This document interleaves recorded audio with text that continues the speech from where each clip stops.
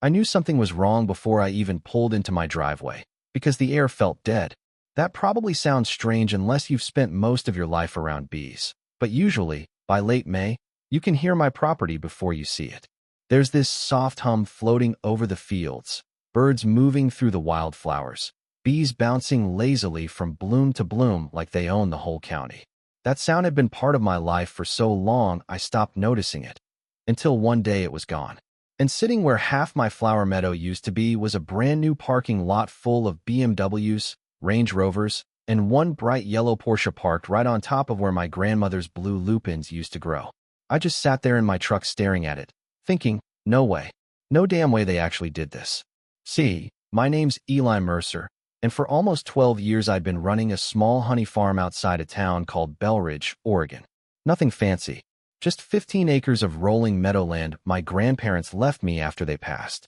Most people around here thought I was the bee guy, which I didn't mind. Kids from local schools used to come by during spring field trips. Farmers bought my clover honey at the Saturday market. And every year I planted more heritage wildflowers because my grandmother Ruth believed land should feed more than people. She used to say it ought to feed everything living on it. Queen Anne's lace, bee balm, blanket flowers, purple coneflowers, plants most developers would call weeds. To me, they were family history. And right next to my property sat Blackwater Ridge Country Club, which looked like the kind of place where senators cheated on their wives and dentists pretended to enjoy tennis. Massive pools, private cabanas, valet parking, white stone walkways, imported palm trees that made absolutely no sense in Oregon. The whole thing looked like somebody dropped a Beverly Hills resort into cattle country. Funny enough, for years, we actually got along. Their members loved taking photos beside my flower fields. Brides rented the edge of my meadow for wedding pictures. One woman told me my bees made the sunsets feel European, whatever the hell that means. I stayed out of their business, they stayed out of mine. At least that's what I thought. About 3 months before everything exploded, the club got a new board president named Grant Holloway. Real estate developer. Perfect teeth. Expensive watch. The kind of guy who shakes your hand while already looking past you toward someone richer. First time I met him, he came strolling onto my property wearing loafers that probably cost more than my truck payment. And he says, "You ever think about selling this place, Eli?" Not hello. Not nice to meet you. Just straight to business. I laughed because I honestly thought he was joking. He didn't laugh back. He stood there staring over my meadow like he was mentally carving it into luxury condos already. "This land could be worth a fortune with the right improvements," he said.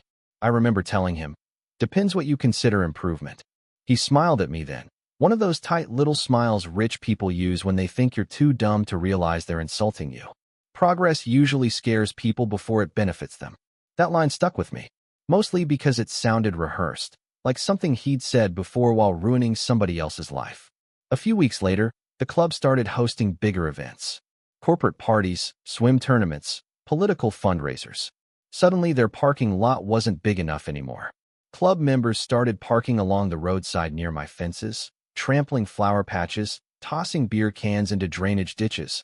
One guy even drove his Mercedes halfway into my east field because he didn't see the boundary markers. Yeah, the 6-foot cedar posts apparently blended into the landscape. I complained twice. Nothing changed. Then came the weekend I drove to Idaho to help my sister move after her divorce. I was gone 4 days. 4 damn days. And when I came back, it looked like a war zone. Half my east meadow had been bulldozed flat. The wildflowers were gone. The irrigation trench had been buried under gravel. Fresh black asphalt stretched across nearly an acre of my land, with crisp white parking lines painted like they'd been there forever. There were workers still unloading signs that said premium event parking. I got out of my truck so fast I left the door hanging open. One of the construction guys looked at me and actually said, "You can't park here, sir." I remember laughing, not because it was funny, but because I genuinely thought I might lose my mind right there in the middle of that parking lot. And the worst part wasn't even the pavement, it was the silence. No bees, no birds, just the sound of car doors slamming and somebody's kid splashing around in the country club pool behind the fence like nothing had happened. I walked straight into Blackwater Ridge covered in dust and probably looking half insane, but at that point I didn't care. The front desk girl tried stopping me with that nervous little customer service smile, saying, "Sir, members only beyond this point. And I just kept walking. I could already see Grant through the glass walls of the clubhouse bar, laughing with three men in golf shirts while a bartender poured $12 bourbon into crystal glasses. He spotted me coming, and I swear to God, he sighed like I was inconveniencing him. That's the kind of man he was. I slammed my survey papers down on the table hard enough to spill somebody's drink. You paved my land. The whole patio went quiet. Grant glanced at the papers for maybe 2 seconds before leaning back in his chair. Calm. Casual. Like we were discussing weather. Eli, I think there's been some confusion about the property line. Confusion. That word hit me harder than if he'd called me stupid outright. I pointed toward the meadow outside. Those flowers were planted by my grandmother 50 years ago. He shrugged. Actually shrugged. The contractors worked off county records. Then your county records are wrong. Could be, he said, sipping his drink. But the parking expansion's already complete. We've invested a lot into this project. That's when he made the offer. He folded his hands together like some corporate therapist and said, why don't we save each other the legal headache? We compensate you fairly for the acreage, and everybody moves on. Everybody moves on. Like my land was some abandoned lot nobody cared about. I remember staring at him thinking, this man has probably spent his whole life believing money turns destruction into inconvenience. I told him no. Flat out. Rip up the asphalt. Restore the meadow. Replace every foot they destroyed. He laughed under his breath, and one of his golf buddies muttered, Jesus Christ, it's just flowers. That sentence almost got him punched in the throat. Instead, I leaned over the table and said, very calmly, you know what happens when you destroy a pollinator habitat during nesting season? Grant's smile faded a little. Just a little. You threatening us? No, I said. I'm educating you. Then I walked out before I did something stupid. For the next 2 weeks, I fought them the normal way. Lawyers. County offices. Environmental complaints. Surveyors confirmed the club had paved almost 23 feet past the legal property line. Didn't matter. Grant buried everything in delays and paperwork. His attorneys kept filing motions, requesting extensions, challenging surveys. Meanwhile, the club doubled down. They painted reserved parking numbers across my stolen meadow and started charging members extra for gardenside premium access. One Saturday, I watched a woman unload designer shopping bags from an SUV while standing directly on top of the old bee balm patch my grandmother planted when I was 10 years old. That was the day something shifted in me. Not rage exactly, colder than that. Clarity. Because people like Grant count on regular folks running out of money before they run out of patience. And maybe that strategy usually worked. But Grant didn't understand bees. See, honeybees aren't aggressive by nature. Most of the time, they just want flowers, water, sunlight. They're honestly better behaved than most humans. But bees also remember patterns. Disturbances. Missing food sources. You wipe out thousands of blooming plants overnight, and suddenly millions of confused pollinators start searching somewhere else. And Blackwater Ridge happened to be filled with sugary cocktails, fruit trays, sunscreen, chlorine water, and rich people who panicked every time something with wings flew near them. So I made a few phone calls, then a few more. Beekeepers know each other. Small community. Within 3 counties, if you need queens, wax frames, or somebody to help recover a swarm from a church attic, word travels fast. I told people I had temporary hive space available near protected farmland and offered cheap leasing rates. By the end of the week, 21 beekeepers had called me back. Some were retirees. One guy ran rooftop hives in Portland. Another had lost part of his own farm to a warehouse project years earlier and said, hell, I'll bring extra colonies just out of spite. 2 weeks later, flatbed trucks started rolling onto my property before sunrise. Wooden hive boxes stacked like little apartment buildings. Bees everywhere. Thousands at first, then hundreds of thousands. By the time we finished placing them along the eastern fence line, we had 62 active hives holding somewhere around 3 million bees. It looked biblical. My neighbor Walter drove by, rolled down his truck window, and just stared. Eli, he said slowly, what exactly are you planning? I took a sip of coffee and said, ecological correction. He laughed so hard, he almost drove into a ditch. The thing is, I never told the bees where to go. I didn't have to. Their meadow was gone. Blackwater Ridge was now the nearest consistent sugar source for almost 3 million displaced pollinators. The first week, the club barely noticed. A few complaints near the snack bar. some bees hovering around trash cans. Then came Memorial Day weekend. Biggest event of the year. Over 300 guests. Catered buffet. Open bar. Live jazz band beside the pool. I know all this because I could hear the music from my porch. Around 2 in the afternoon, I noticed the air changing. You can tell when bees are foraging heavily because the sound gets thicker somehow, like static electricity humming across a field. Then I saw it. A massive cloud lifting over the fence line and drifting toward the country club patio. Not attacking, just searching. But rich suburbanites don't care about the distinction. About 15 minutes later, the screaming started. I climbed onto the old hay trailer beside my barn and had a perfect view over the fence. Pure chaos. Women diving into pools still holding wine glasses. Men sprinting barefoot across hot concrete. Lifeguards blowing whistles while bees swarmed abandoned fruit platters and frozen daiquiris. One guy cannonballed into the deep end fully clothed while slapping at his own head. Honestly, if it hadn't started with my grandmother's flowers being destroyed, it might have been the funniest thing I'd ever seen. Then my phone rang. Grant. I answered on the second ring. He was screaming so loudly I had to hold the phone away from my ear. Your damn bees are attacking people. I looked across the fence at 3 bees fighting over a watermelon slice. They're foraging, Grant. Somebody's kid got stung. Yeah, I said quietly. Turns out bulldozing their food supply had consequences. He threatened lawsuits. Police. Animal control. I told him he was welcome to try. Because technically, every hive on my property was licensed, inspected, and fully legal. And once county environmental officers heard the club had destroyed an active pollinator meadow without proper review, suddenly Grant wasn't the powerful one in the conversation anymore. But things were only getting started. Because by mid-June, Blackwater Ridge had become the most expensive bee feeder in the state of Oregon. By the middle of June, Blackwater Ridge was falling apart faster than anybody expected. At first, the club tried pretending everything was under control.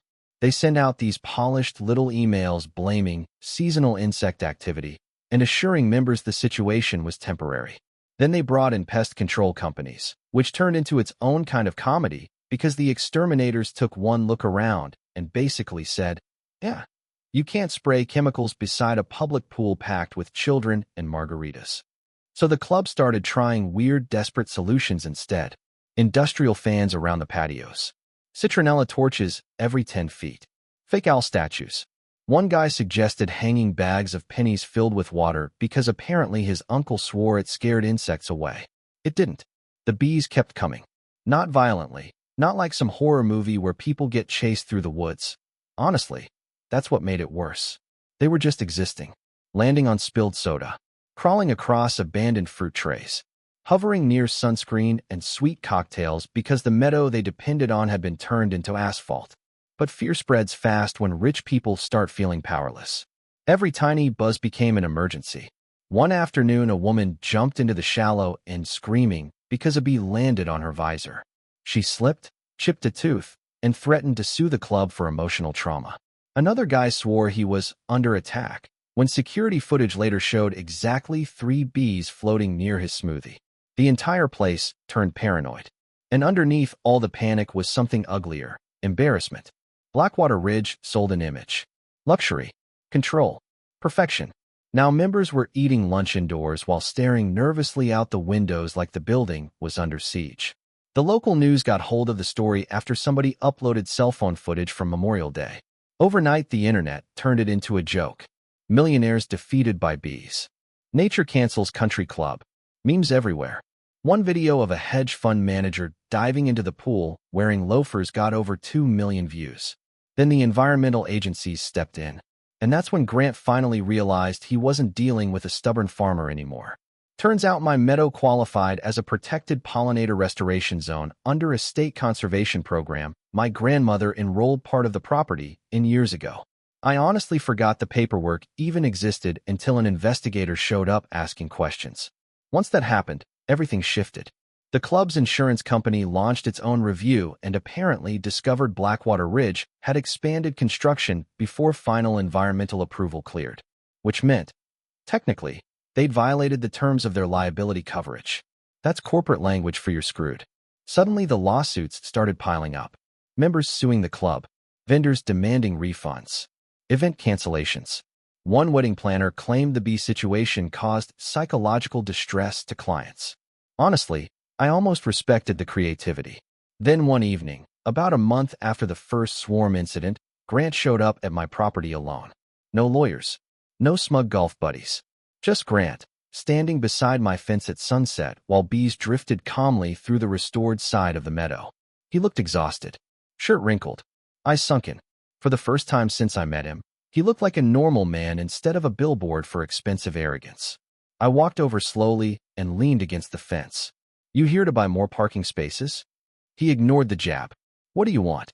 Funny thing is, by then it wasn't even about revenge anymore. Somewhere along the way, after all the anger burned off, I realized I'd been grieving. Not just flowers. Memory. Time. My grandmother used to kneel in those fields with dirt on her jeans, teaching me which plants bees loved most. She'd say, "If you take care of the land, it remembers." Standing there with Grant, hearing the evening hum return to the meadow little by little, I realized that's what hurt most. He'd treated something alive like empty space on a blueprint. So I told him exactly what I wanted. Rip up every inch of asphalt built on my property. Restore the soil professionally. Fund a 3-year pollinator rehabilitation project monitored by the county. Cover my lost honey production. Public apology included. Grant stared at me for a long moment and actually laughed once under his breath, tired more than angry. "You know this whole thing could have been avoided if you'd just taken the money." I looked out across the hives. "No," I said quietly. "This whole thing could have been avoided if you people understood that not everything's for sale." 2 weeks later, excavators rolled back onto the property. Only this time they were tearing asphalt out instead of pouring it.